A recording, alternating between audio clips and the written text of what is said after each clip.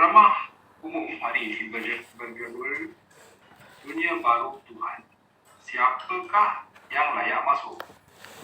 Saudara Yu telah menyediakan ceramah ini. Sila berikan perhatian penuh anda kepada saudara.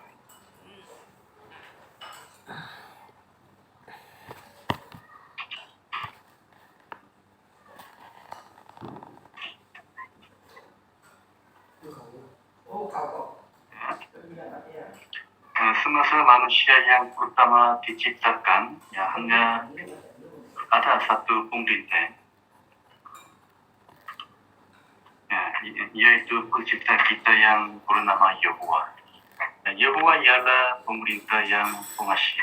Dia menciptakan Taman Eden yang indah sebagai tempat tinggal manusia dan menyediakan makanan yang berlimpah untuk manusia. Dia juga memberi manusia pekerjaan yang memuaskan. Jika manusia terus mentaati pemerintahan Tuhan, mereka akan hidup dalam hidup damai sampai sekarang. Tetapi pasangan manusia yang pertama tidak mau diperintah oleh Tuhan. Bible menyatakan bahwa satu malaikat yang kemudiannya dipanggil syaitan si iblis telah memberontak dan mencabar hak Tuhan untuk memerintah. Dia mendaba bahwa manusia akan lebih bahagia tanpa pemerintah Tuhan. Sepertinya Adam dan Hawa, yaitu nenek moyang kita, dan mengikut syaitan dan memberontak terhadap Tuhannya. Oleh sebab Adam dan Hawa tidak mau diperintah oleh Tuhan, mereka tidak dibenarkan tinggal di Firdaus, dan mereka kehilangan peluang untuk hidup kekal dan menikmati kesehatan yang sempurna. Ini sangat setia. Keputusan mereka juga mempengaruhi keturunan mereka kepada kita. Bible menyatakan bahwa akibat perbuatan Adam, dosa masuk ke dalam dunia dan dosa membawa kematian. Dosa ini juga membawa satu lagi masalah.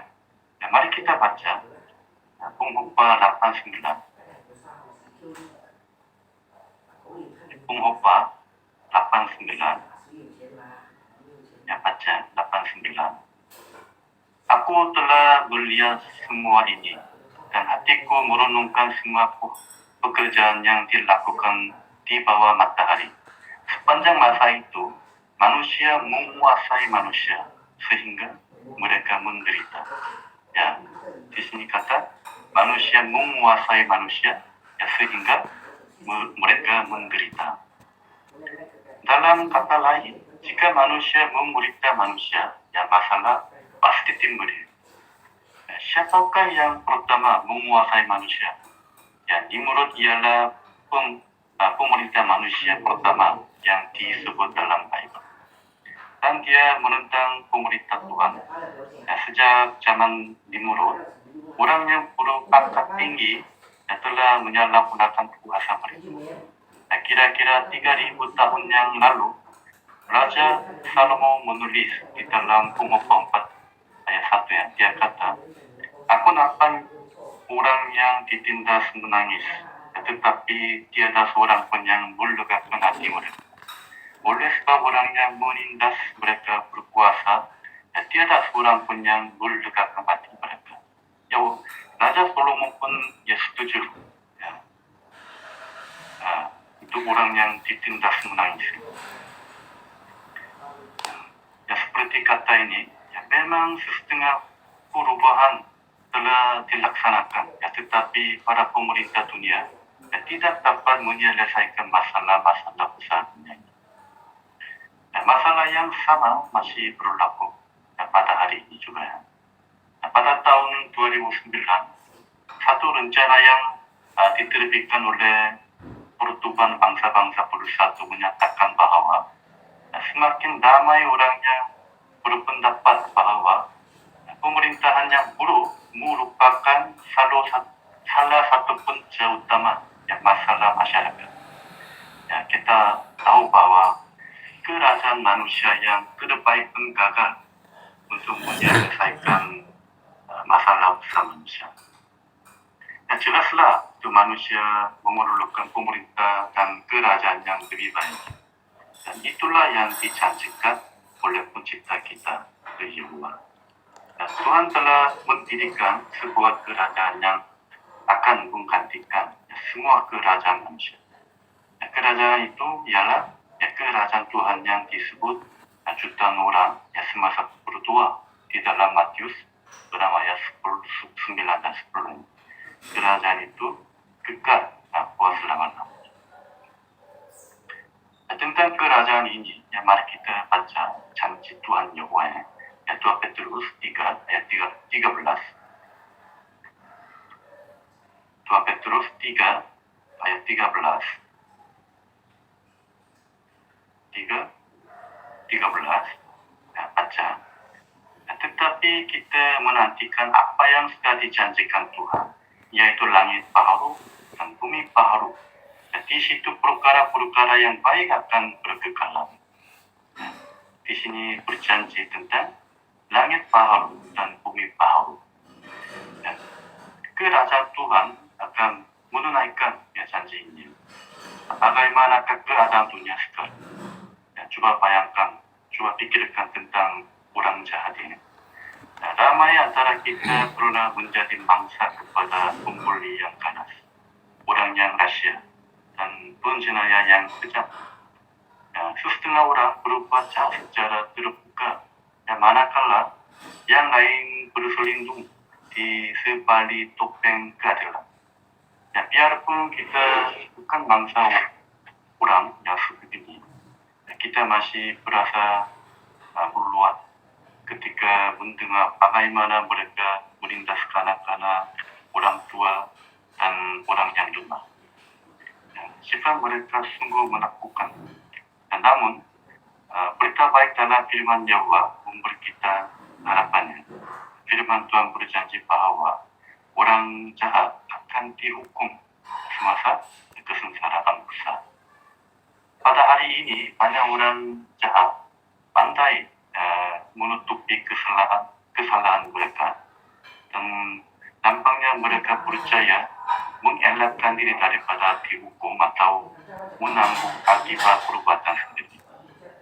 Namun Bible menyatakan dalam ayat 34, ayat 21 dan 22, Tuhan memperhatikan perbuatan manusia. Dia mengawasi setiap langkah mereka. Tiada kegelapan atau kegelapan yang pekat yang dapat menyembunyikan orang jahat. Di sini kata tiada kegelapan yang dapat menyembunyikan orang jahat. Tiada apa-apa pun yang dapat disembunyikan daripada Tuhan Yehovah. Tiada penyamari yang dapat memperdaya Tuhan Yehovah, dan tiada kegelapan yang dapat mengelabui mata Tuhan. Selepas Armageddon, biarpun kita mencari orang jahat, batang hidup mereka pun tidak akan kelihatan. Karena yang mereka sudah dilenyapkan untuk selama-lamanya. Kalau begitu, siapakah yang akan menggantikan orang jahat? Yehovah berjanji. Dia kata dalam Mazmur 37 ayat 11 dan 29, orang yang rendah hati dan orang yang melakukan apa yang benar akan memiliki bumi, dan mereka akan mendiaminya selama-lamanya. Siapakah orang yang rendah hati dan orang yang melakukan benar? Mereka ialah orang yang rela menuruti ajaran Yehovah dan melakukan apa yang benar di mata Tuhan Yehovah. Berbanding dengan orang jahat, orang baik hari ini sedikit saja. Tetapi dunia baru nanti akan ada orang baik saja. Mereka lah yang akan mengubah bumi ini yang menjadi Firdaus. Sebagai kedua, bagaimanakah pertumbuhan jahat yang mempengaruhi kita hari ini? Dalam utama kejahatan di dunia ini, bukanlah individu-individu, tetapi setengah pertumbuhan juga ada. Bagaimana sebagai contoh, pertumbuhan perubahan agama menipu ya jutaan orang dan menyebarkan ajaran yang salah tentang Tuhan. Nah, itu tentang kebenaran Bible. Ya, banyak kerajaan menyokong peperangan dan keganasan inti dan mengamalkan rasuah dan beras pula. Nah, syarikat-syarikat yang tanah pula ya, mencemarkan alam sekitar dan menghabiskan sumber-sumber jadi dan menipu penggunaan. Ya, akibatnya sedikit orang saja hidup kaya raya, ya, sedangkan jutaan orang ya, terpaksa hidup melarat. Ya, pastilah itu pertumbuhan yang jahat telah menyebabkan ya, banyak kesusahan dalam dunia ini. Apakah yang akan dilakukan oleh Yehuwa terhadap pertumbuhan yang jahat? Ya, kesengsaraan besar akan tercetus apabila kuasa-kuasa politik menyerang dan melenyapkan Babel besar, yaitu semua agama palsu. Dan bagaimana pula dengan pertumbuhan lain yang jahat? Dan dalam Bible, kerajaan dan organisasi manusia yang nampaknya kokoh, ya digambarkan seperti gunung dan pulau. Namun, ya semua pertumbuhan dan kerajaan yang menentang kerajaan Tuhan akan roboh dan hancur. Ya, hal itu akan berlaku semasa akhir kesengsaraan besar. Nah, semua pertumbuhan yang jahat itu akan dilenyapkan ya, sama sekali. Nah, apakah yang akan menggantikan pertumbuhan yang jahat?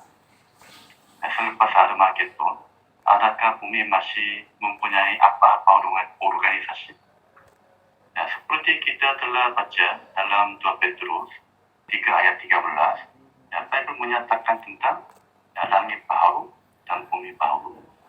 Ya, langit lama yaitu kerajaan-kerajaan yang jahat dan bumi lama yaitu manusia yang jahat. Nah, mereka akan dilenyapkan dan semua itu akan digantikan dengan langit baru dan bumi baru, yaitu ya, kerajaan dan rakyat yang baru. Nah, kerajaan baru itu ialah kerajaan Tuhan yang diberitahu oleh Yesus Kristus dan 144.000 orang pembantunya.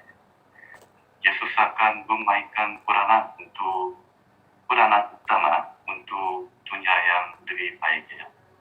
Sebab melalui tubuhan Yesus Kristus, ya, kematian dia, ramai orang dapat masuk ke dunia yang baru ini.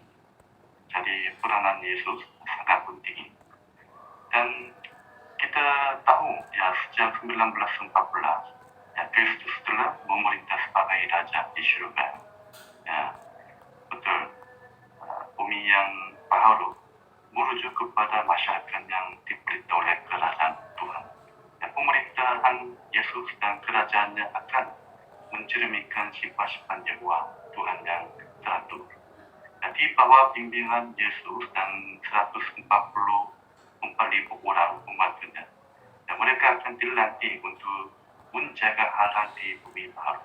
Dan bayangkan masanya apabila semua pertumbuhan yang jahat digantikan dengan sebuah organisasi yang murni dan bersatu padu.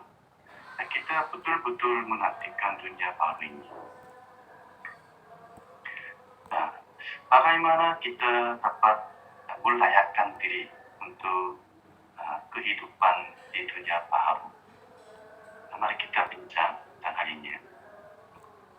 Ya, Yehuwa menetapkan piawaian bagi mereka yang ingin memasuki dunia baru.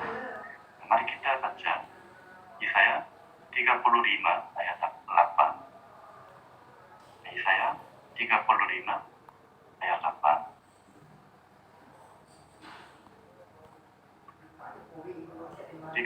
Ayat 8 baca. Di sana akan ada jalan besar yang dipanggil jalan kesucian. Orang yang najis tidak akan berjalan di situ, dan orang yang bodoh ya, tidak dibenarkan melalui jalan itu. Jalan itu hanya untuk orang yang mengikut haluan yang benar. Ya. jalan itu hanya untuk orang yang mengikut haluan yang benar. Ya, siapa yang termasuk dalam haluan yang benar? Ya, pertama, hanya orang yang suka damai dapat hidup di situ ya, di dalam dunia yang baru. Tentang ini mari kita baca Mika 4 ayat 3. Mika 4 ayat 3. 4:3 baca. Dia akan menghakimi banyak bangsa dan menyelesaikan perselisihan kuasa-kuasa besar, baik yang dekat maupun yang jauh. Mereka akan menumpas pedang menjadi bajak dan tumbang menjadi pisau pemangkas. Ya, satu bangsa tidak akan mengangkat pedang untuk melawan bangsa yang lain dan mereka tidak akan belajar berperang lagi. Ya, ayat ini sangat menggalakkannya. Nah, mereka akan menumpas pedang menjadi bajak, tumbang menjadi pisau pemangkas. Satu bangsa tidak akan mengangkat pedang untuk melawan bangsa yang lain dan mereka tidak akan belajar berperang lagi. Nah, tiada seperti kata ini, tiada seorang pun akan menderita sebab peperangan di dalam dunia baharu ini. Semua orang akan hidup damai. Sebab ini, ya, kita tidak terlibat dalam peperangan. Ya, biarpun kita menghormati kerajaan, kita tidak akan mencampuri hal politik ini.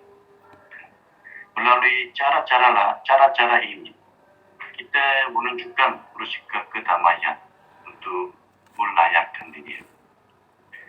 Sebagai kedua, untuk hidup di dunia baru, ya, mereka perlu tetap kebersihan ya, secara moral. Mari kita baca Ibrani 13 ayat 4. Ibrani 13 ayat 4. Nah, di sini kata 13:4. Hendaklah perkawinan dihormati oleh semua orang dan kadil perkawinan harus tidak tercemar. Kerana Tuhan akan menghakimi orang yang melakukan perbuatan seks yang tidak bermoral dan orang yang berzina. Ya, ayat ini menekankan perkawinan yang menyianatkan hati Tuhan Yehovah. Untuk hal ini, ya, kita mesti menjauhi perbuatan seks yang tidak bermoral. Dan sebab ini kita menjauhi semua perkara yang dapat membuat kita untuk berbuat salah. Dan maka kita mengelakkan nama web dan hiburan yang memaparkan perbuatan yang salah. Dan selain itu, jika seseorang mudah tergoda untuk melakukan perbuatan seks yang tidak bermoral, ya dia mungkin perlu mengelakkan buku atau wayang yang romantik sama sekali. Sebagai ketiga, kita mesti mengasihi satu sama lain untuk yang masuk ke dunia baru. Dan mari kita baca Yohanes 13 ayat 34 dan 35. 13 dan 34. Di sini kata, aku memberi kamu satu perintah baru. Kamu harus saling mengasihi. Sebagaimana aku sudah mengasihi kamu, ya kamu juga harus saling mengasihi. Jika kamu saling mengasihi, ya semua orang akan tahu bahwa kamulah yang murid-muridku. Ya, Yesus berkata bahwa jika murid-muridnya mengasihi satu sama lain, ya sebagaimana dia mengasihi mereka, ya semua orang akan tahu bahwa mereka ialah pengikutnya. Ya, kata-kata Yesus memang yang baik pada abad pertama maupun sekarang ini. Maka untuk masuk ke dunia baru, kita mesti saling mengasihi. Ya, satu contohnya, pada bulan Maret 2020, Pertubuhan Kesehatan Sedunia WHO mengumumkan bahwa COVID-19 ialah sebuah pandemi.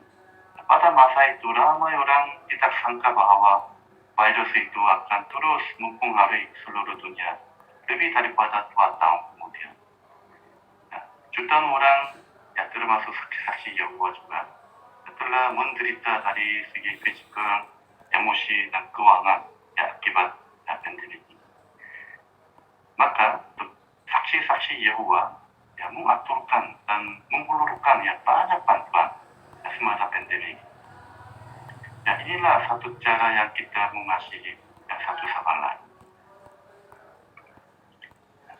Keempat, tiada tempat di dunia baru bagi orang yang mementingkan diri dan atau materialistik. Mari kita baca Titus bab 2 ayat 11 dan 12. Titus 2 ayat 11 dan 12. Ayat 11 kata, hal ini demikian karena Tuhan telah menunjukkan kebaikan hatinya yang unggul dengan menyelamatkan segala macam orang.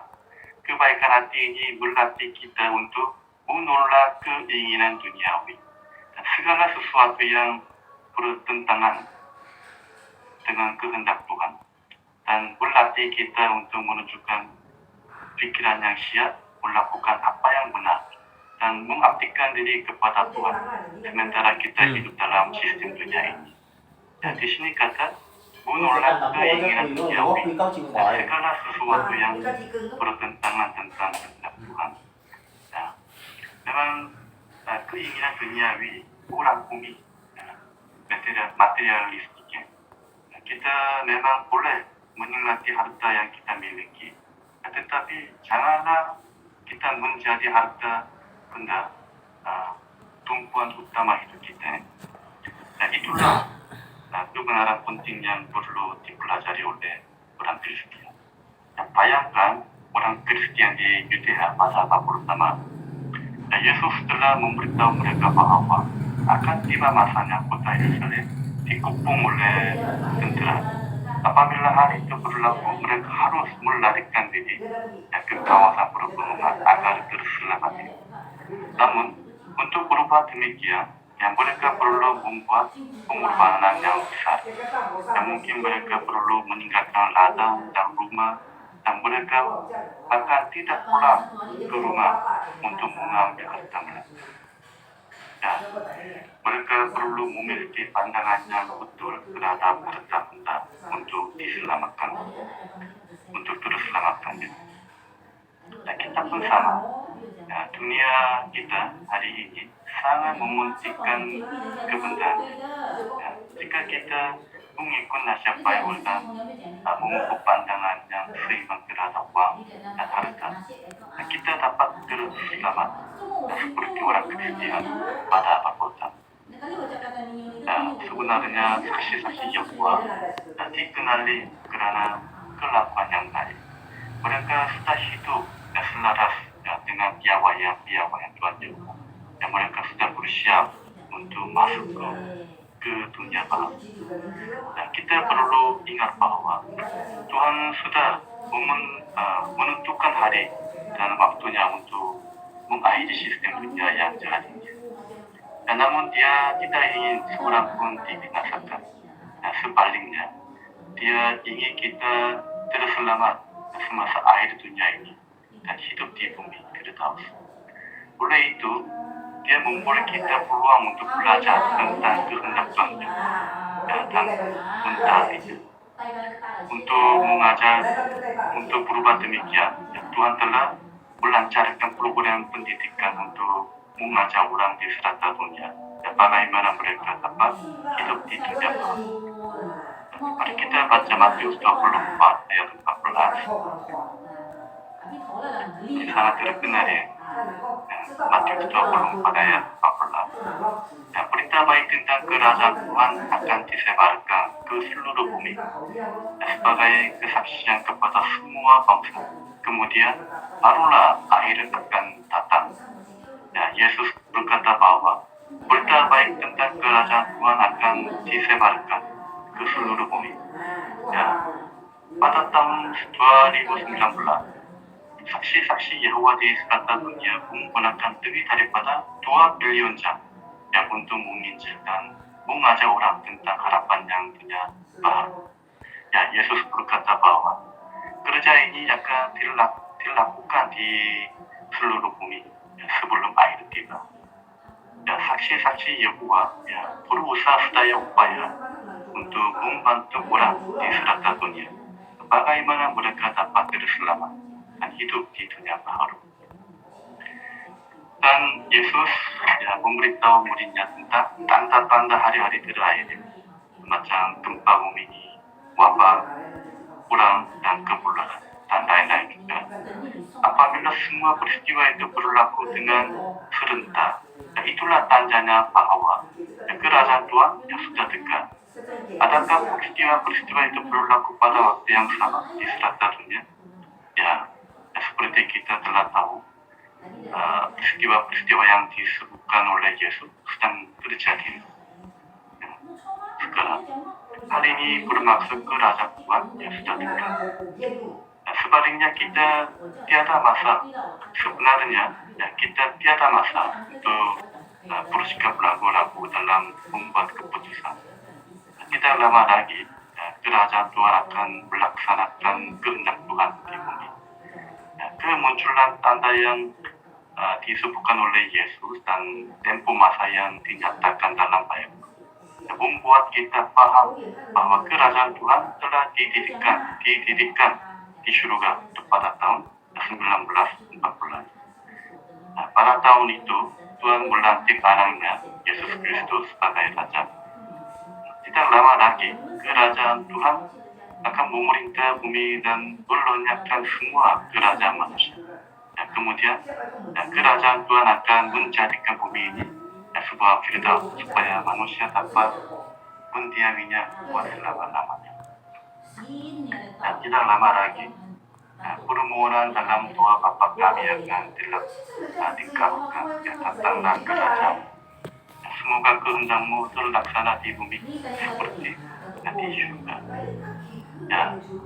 Seperti kita telah bincang, di dunia baru seluruh dunia akan menjadi firdaus dan peperangan tidak akan ada lagi, dan kebelahan pun tidak akan ada lagi. Hanya orang yang baik dan tidak bercela akan mendiami. Dunia baru yang sempurna akan muncul untuk selama-lamanya. Bertindaklah sekarang supaya Anda berpeluang diselamatkan bersama kumpulan besar manusia yang akan hidup di bawah nama Yehova di dunia baru. Terima kasih. 对不对啊？人家讲百年不弃，你懂什么意思啊？啊，你有听过人家的老夫妻别人家？